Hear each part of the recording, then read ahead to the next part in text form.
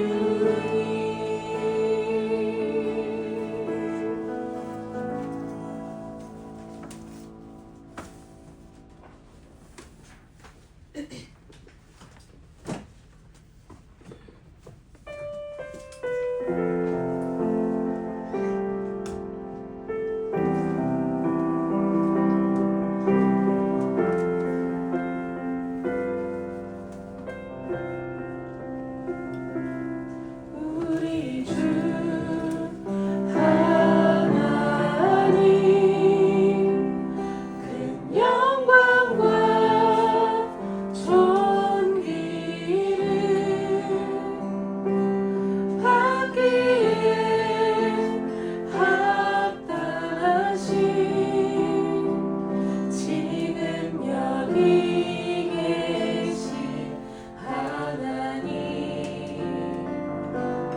온 천지 만물을 지으시고 다스리는 큰 권능과 능력으로 주의 말씀 이루시니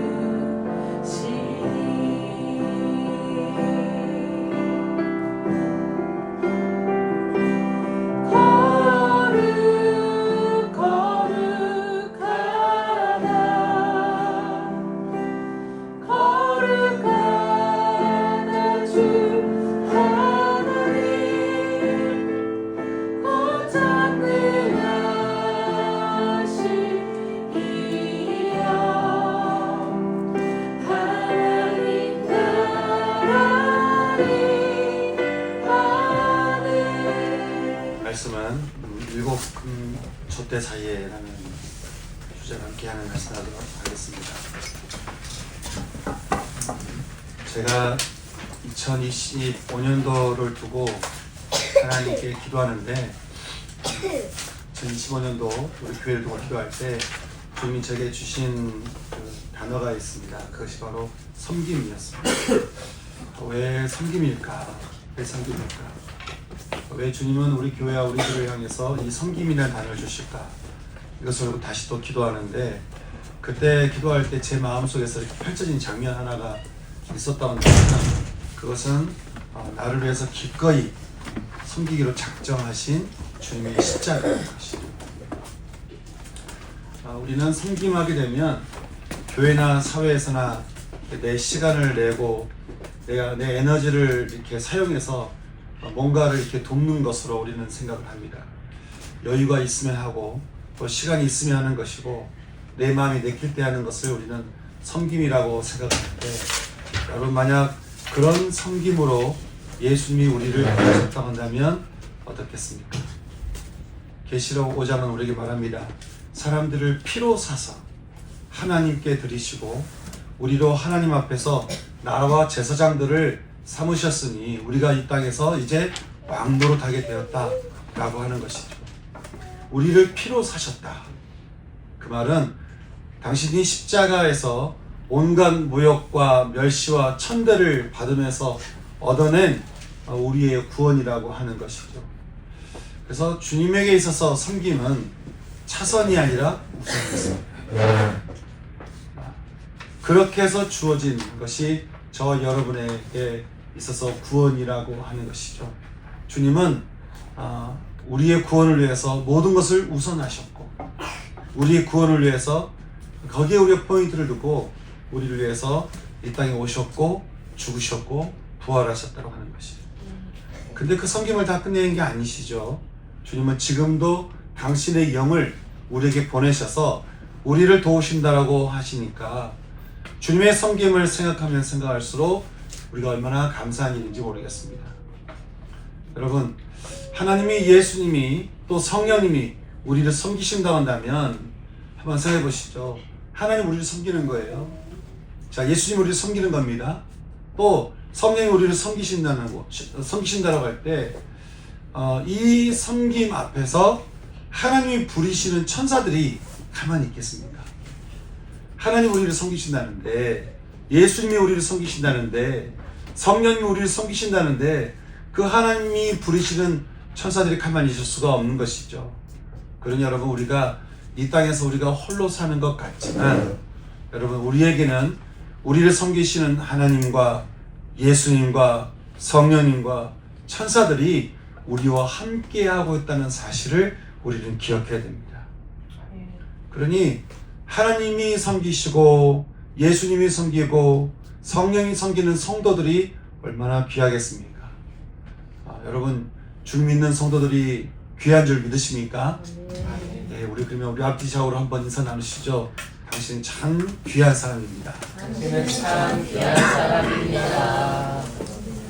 당신은 참 귀한 사람입니다. 예. 하나님이 우리가 참 귀한 이유는 하나님이 우리를 각 사람을 섬기고 있기 때문에 그렇다는 거예요. 그러니 여러분, 주님이 우리를 섬기듯이 우리도 서로를 섬기는 것은 당연한 일인 것이죠. 섬김을 받는 이가 이제 가정에서, 회사에서, 그리고 교회에서 서로를 섬기는 것, 여러분, 이것이 얼마나 소중한 일인지 우리가 늘 생각해야 된다고 하는 거예요. 사랑하는 성도 여러분, 저는 올 한 해 우리를 계속해서 섬기시는 이 예수님을 저는 말씀을 통해서 매일매일 만날 수 있는 저와 여러분 됐으면 좋겠습니다. 그래서 우리를 섬기시는 그 주님에 잇대어서 우리 역시 세상을 섬기는 자의 삶을 살 수 있기를 소망하는 것이죠. 이런 섬김의 주님을 만나서 그 절대자 주님의 섬김을 받으면서 이 세상을 넉넉히 이기는 것, 이것이 이제 신앙인의 삶이라고 하는 것인데요. 그래서 우리가 항상 말씀 볼 때마다 항상 기억해야 되는 것이 있습니다.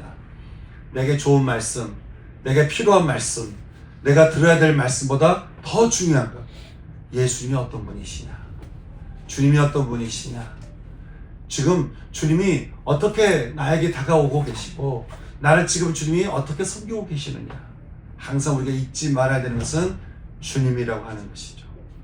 그래서 주님이 어떤 분이신가를 우리가 꼭 기억해야 되는데, 오늘 우리가 읽은 이 말씀에서도 요한계시록에서 주님은 우리에게 이렇게 말씀해 주고 있습니다. 요한계시록 하면 종말에 대한 책이라고 생각을 해서 이렇게 종말에 자꾸 집중하는 경향이 좀 있습니다. 그래서 종말의 두려움, 종말에 일어난 일들 항상 그렇게 거기에 생각하기 우리가 쉬운데, 요한계시록 1장 1절에서 사도 요한은 우리가 이 요한계시록 전체를 어떻게 봐야 되는가 우리에게 이렇게 말씀해 주고 있습니다. 우리 1장 1절 말씀 다 같이 한번 읽어볼까요? 읽겠습니다. 시작. 예수 그리스도의 계시라. 이는 하나님이 그에게 주사 반드시 속히 일어날 일들을 그 종들에게 보이시려고 그의 천사를 그 종 요한에게 보내어 알게 하신 것이라. 1장 1절 첫 마디를 어떻게 이해하고 있습니까? 이것은 예수 그리스도의 계시라는 거예요. 그 말은 이 책의 내용이, 이 책에서 어떤 내용이 기록되어 있든 읽다 보면은 이게 무슨 말인지, 이 숫자는 어떤 숫자인지 우리가 잘 모를 수도 있고, 어떤 이미지들이 우리가 잘 이해할 수 없는 이미지들로 생각할 수 있겠지만 그건 그렇게 중요하지 않는 것이에요. 왜냐하면 이 책에 대한 모든 내용은 딱 하나, 예수 그리스도에 관한 계시요, 예수 그리스도를 드러내기 위한 계시요, 예수 그리스도가 어떤 분인지를 알려주는 계시의 책이라고 하는 것이죠. 그러니까 계시록을 읽을 때 우리가 항상 생각하게 되는 것은 예수님이 어떤 분인지를 우리가 봐야 된다고 하는 거예요. 오늘 말씀에서도 요한은 1장에서 쭉 기록하면서 예수님을 우리에게 이렇게 소개해주고 있습니다. 5절 말씀을 통해서 소개하고 있는데, 우리 5절 말씀 같이 읽겠습니다. 시작. 또 충성된 증인으로 죽은 자를 가운데서 먼저 나시고 땅의 임금들의 머리가 되신 예수 그리스도로 말미암아 은혜와 평강이 너희에게 있기를 원하노라. 우리를 사랑하사 그의 피로 우리 죄에서 우리를 해방하시고. 아멘. 사도 요한은 이黙示録의 계시의 주인 되시는 예수님을 어떻게 표현하고 있습니까? 보니까 세 가지로 표현하고 있는데, 첫째는 충성된 증인으로 우리에게 말씀해 주고 있습니다. 여기서 충성된 증인이라고 할 때 이 증인에는 제 원어를 보니까 순교자라는 뜻이 포함되어 있어요. 그래서 이 말을 표현하게 되면 충성되게 진리를 전하되 목숨을 바칠 만큼 그렇게 전한 자, 이것이 충성된 증인이라고 하는 것이죠. 주님이 이렇게 말씀하셨어요. 나는 선한 목자다. 선한 목자는 양들을 위해서 목숨을 버린다. 목숨을 버리는 자가 선한 목자다. 아버지께서 나를 아시고 내가 아버지를 아는 것 같이 나는 양을 위하여 목숨을 버리는 자라는 거예요. 그래서 그냥 양들을 키우고 양들을 돌보고 하는 것으로 끝나는 것이 아니라 목숨을 내어놓고 내 목숨을 이렇게 내어놓으면서 양들을 돌보는 나는 선한 목자다라고 하는 것이죠. 여러분, 누군가 나를 위해서 이렇게 피를 흘려 죽었다 간다면 그 피가 얼마나 숭고한 피겠습니까? 내 목숨을 위해서 누군가가 대신 그 피를 흘렸다 한다면 그 피가 얼마나 숭고한 피겠어요. 그러니 여러분, 참 죽을 수밖에 없는 나를 대신해서 죽으셨던 그 예수님의 피는 얼마나 소중하고 얼마나 귀한 피겠습니까? 그리고 5절에서도 말을 하잖아요. 우리를 사랑하사 우리를 당신의 피로 우리의 죄에서 우리를 해방케 하셨다 라고 하는 것이죠.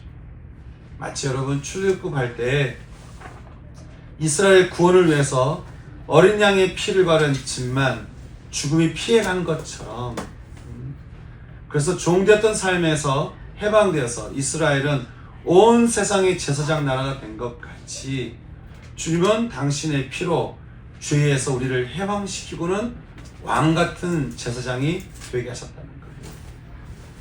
그렇게 주님은 당신의 목숨을 버리기를 작정하면서 우리의 구원을 위한 하나님의 뜻에 절대 충성하셨으니 그 충성된 증인된 예수님 때문에 지금 저와 여러분에게 이렇게 여러분이 생명을 누리게 되었다고 하는 것이죠.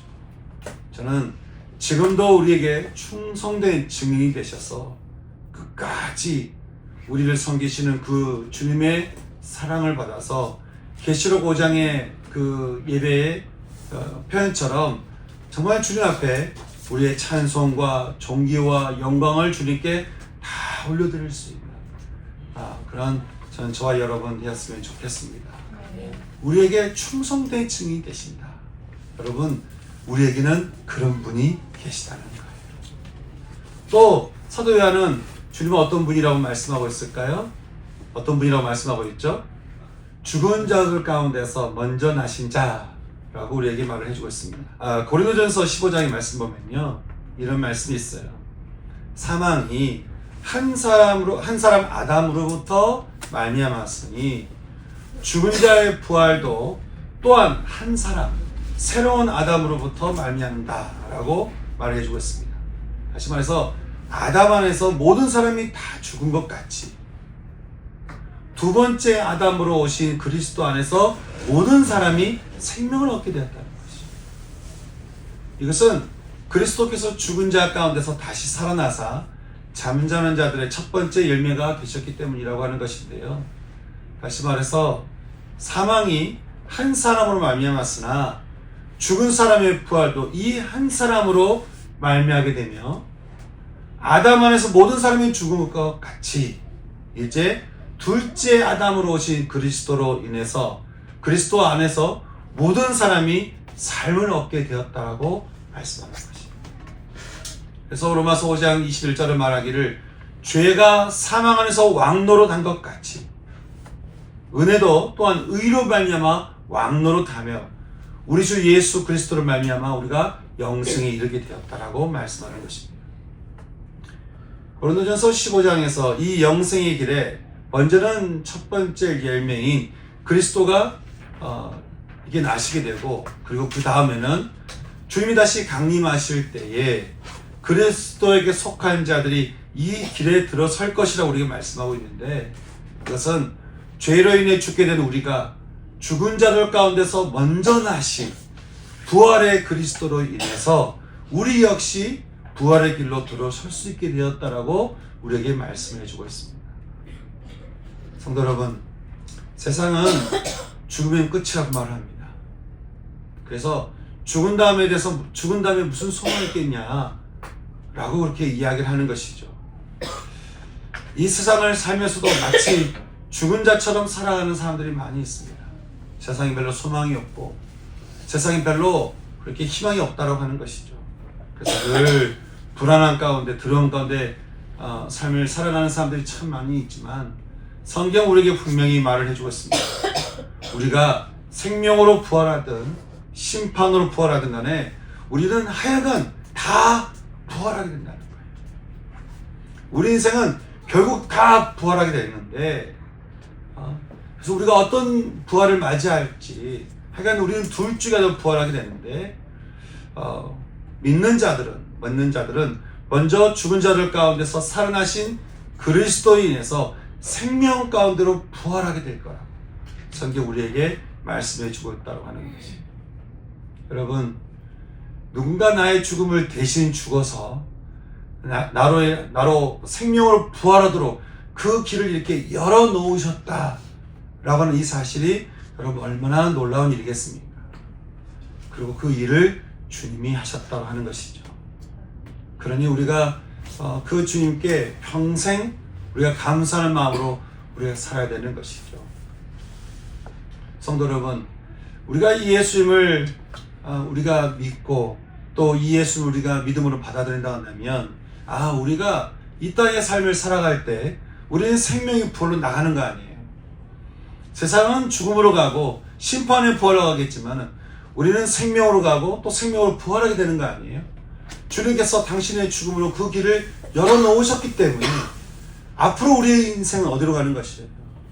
계속해서 생명의 부활로 나가는 거 아니겠습니까? 그 길을 활짝 열어놓으시고 우리를 생명의 부활로 초대하고 계시는 그 주님이 우리에게 계시다고 하는데, 여러분, 그 주님을 생각하면 생각할수록 우리가 감사할 수밖에 없고 이 길을 열어주신 주님이 얼마나 감사한지 참 생각해보면 그 주님이 너무나 감사했어요. 참 주님께 우리가 사랑의 고백을 안 할 수가 없는 것이죠. 주님 감사합니다. 이 길을 열어주셔서 감사합니다. 우리로 하여금 부활의 길을 열어주시고 생명의 길을 열어주시고 생명의 부활로 우리를 초대해 주셔서 주님 감사합니다. 저는 저와 여러분도 주님을 어떤 관념적으로 믿는 것이 아니라 계속해서 생명의 부활로 우리를 계속 초대하고 계시는 그 주님 앞에 늘 감사하며 또 사랑의 고백을 올려드릴 수 있는 저와 여러분 될 수 있기를 소망하는 거예요. 또 세 번째로 사도 요한은 말하기를 예수님은 어떤 분이라고 말하고 있습니까?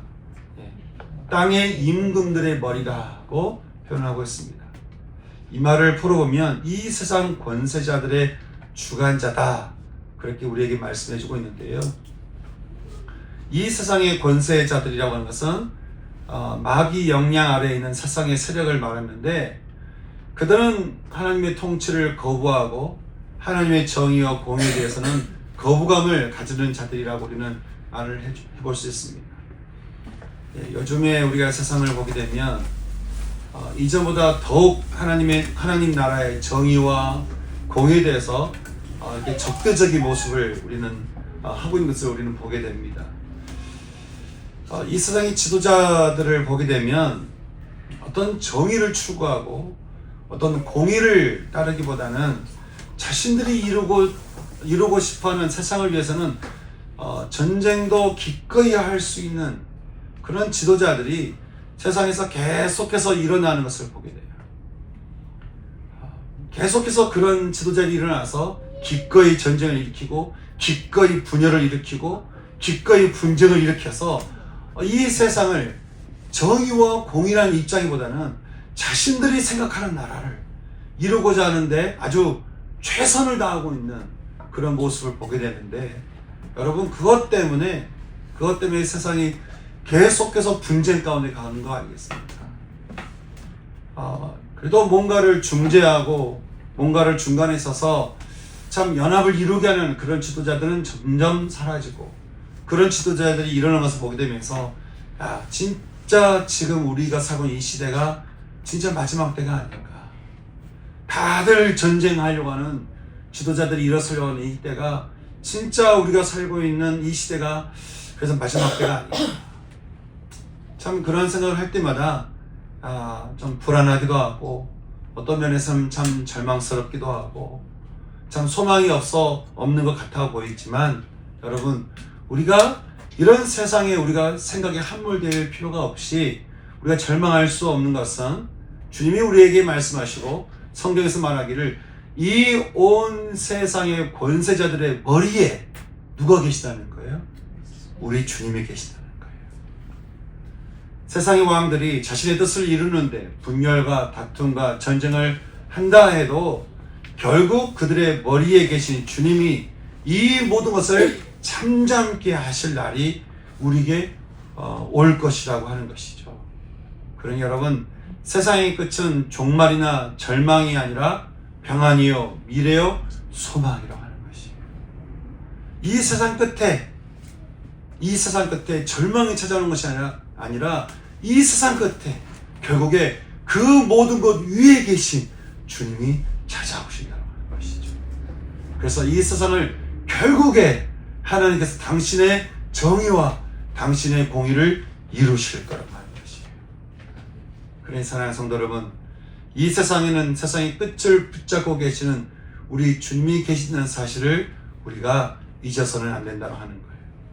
그 주님이 모든 세상 임금들의 머리가 되사 우리 가운데 하나님의 나라가 임하게 하시고 그 뜻이 하늘에서 이루어진 것 같이 땅에서도 이루어지도록 우리를 인도하실 거라고 하는데, 이렇게 우리를 위해서 충성된 증인으로서 또 죽은 자들 가운데에서 먼저 나신 이로서 그리고 땅의 임금들의 머리 되시는 예수님이 이제 요한 곁으로 와서 당신의 모습을 이렇게 드러내고 계시는데, 근데 오늘 말씀 보니까 주님이 이렇게 어떤 모습으로 드러내고 계시고 있습니까? 오늘 말씀 보니까요, 이렇게 드러내시는 모습을 보게 되는 거죠.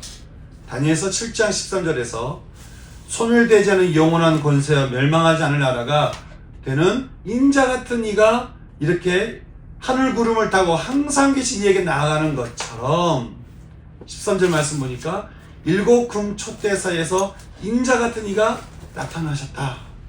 그리고 이렇게 말씀하고 있죠.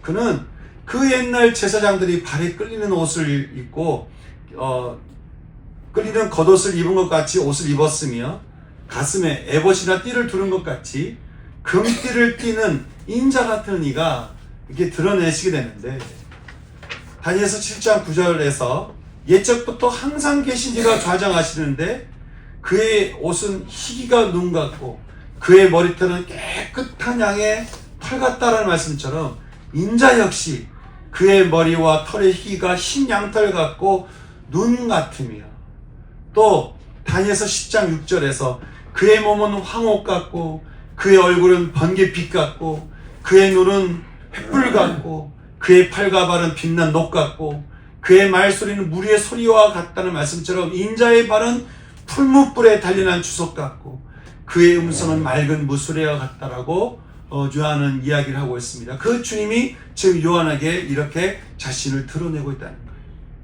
또 이사야서 11장 4절에서 이새의 줄기에서 한 싹이 나와 그가 그 입에 막대기로 세상을 치면서 그 입술의 기운으로 악인을 죽일 거라고 하신 것처럼 인자의 입에서 그 좌우에 날선 검이 나오는데, 사사기 5장 31절에서 주를 사랑하는 자들은 해가 힘있게 도둑같게 하시라는 그 말씀처럼 인자의 얼굴이 힘있게 비춰주는데, 마치 계시록 22장 5절 말씀처럼 그 빛 때문에 세상에 다시는 빛이 없겠고 등불이나 햇빛이 필요 없게 되었으니, 여러분 지금 제가 잠깐 설명해 드리는 예수님이 이런저런 모양으로 주님 앞에 요한 앞에서 이렇게 등장하고 있는 이 등장의 모습을 우리가 보게 될 때, 여러분 이것이 그냥 단순한 등장이 아니잖아요.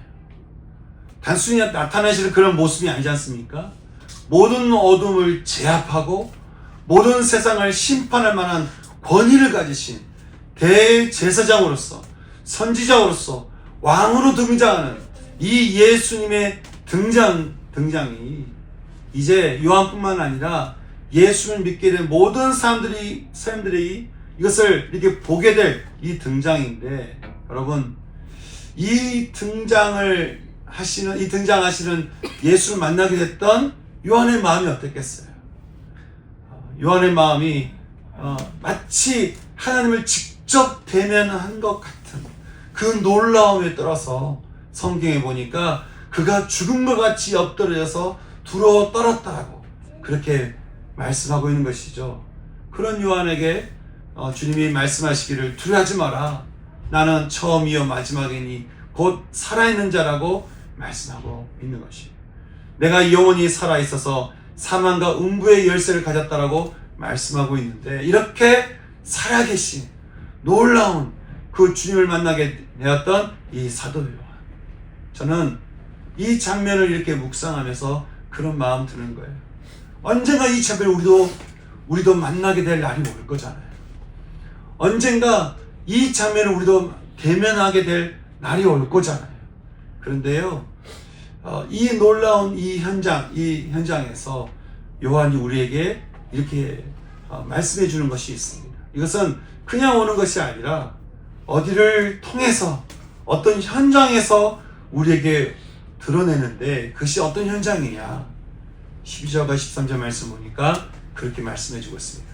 그것은 바로 7 금 촛대 사이에서 등장하신다라고 우리에게 말씀합니다.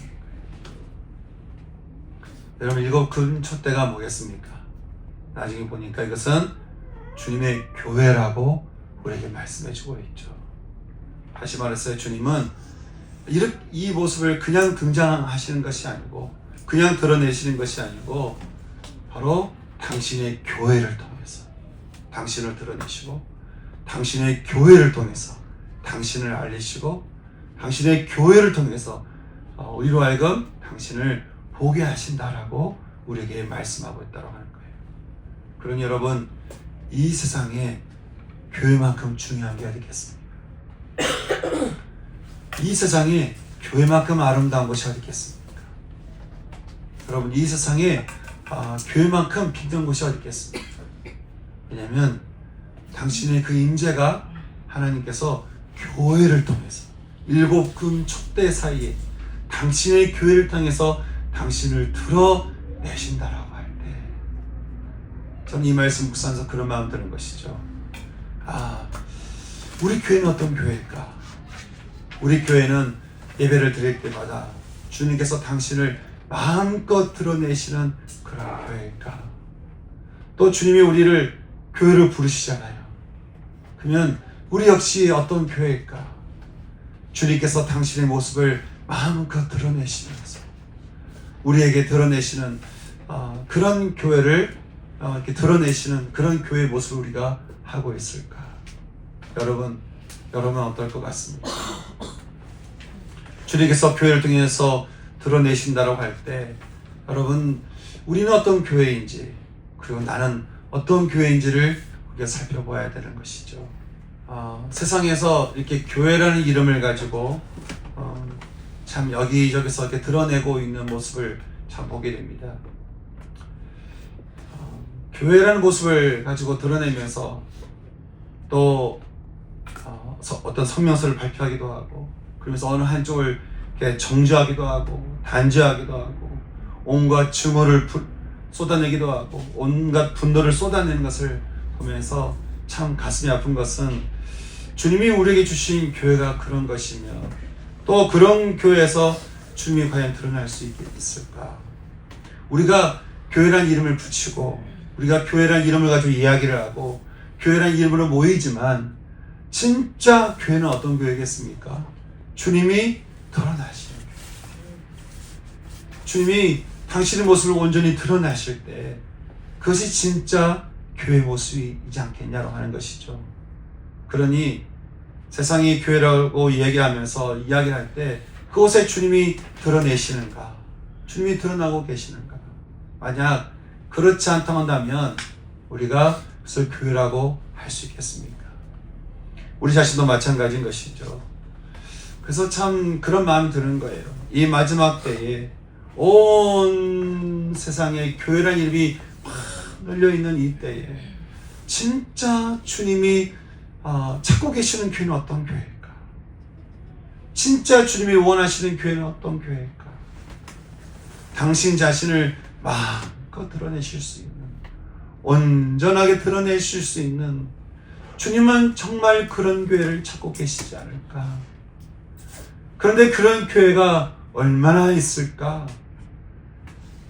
우리 자신은 얼마나 그런 교회의 모습을 사모하며 그런 교회의 모습으로 이 마지막 때를 살아가고 있을까? 주님이 찾고 계시는 그 교회의 모습으로 우리는 하루하루를 살아가고 있는 것인지, 여러분, 우리가 어떻게 하면 주님이 온전히 드러나시는 그런 교회의 모습을 할 수 있을까요? 다른 것이 아니라 주님 앞에 우리가 거룩한 자로 섰을 때, 하나님을 경외하는 자에 섰을 때, 경외한다라고 하는 것은 모든 것의 우선순위가 하나님께 있는 거 아니겠어요? 우리가 따를 것이 하나님께 있고 붙들 것이 주의 말씀이 있고 우선순위가 주님께 있을 때 그것이 하나님을 경외하는 것 아니겠습니까?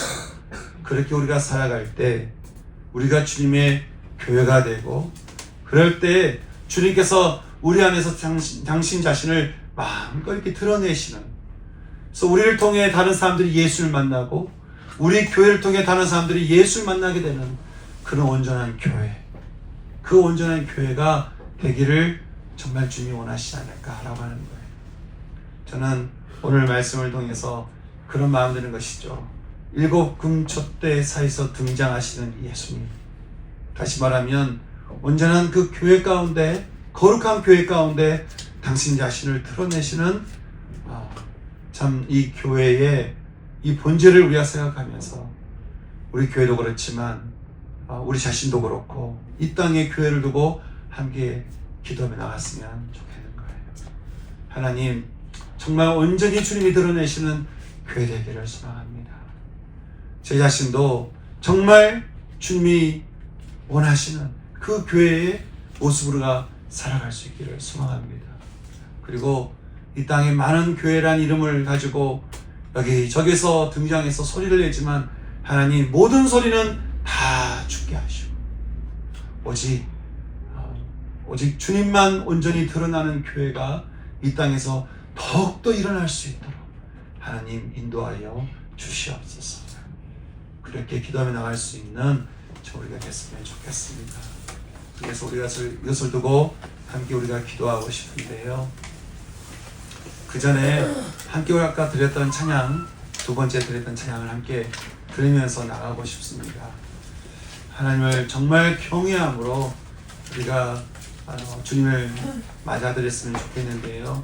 이 찬양을 기억하시면서 가사 생각하시면서 우리 자신도 그렇지만 우리 교회도, 이 세상의 교회가 정말 온전히 주님만 드러나는, 주님의 그 아름다움만 드러날 수 있는 교회 될 수 있기를 소망하는 마음으로 함께 찬양하며 나갈 수 있는 이 시간 됐으면 좋겠습니다. 함께 우리 찬양할까요? 찬양하겠습니다. 주의 아름다운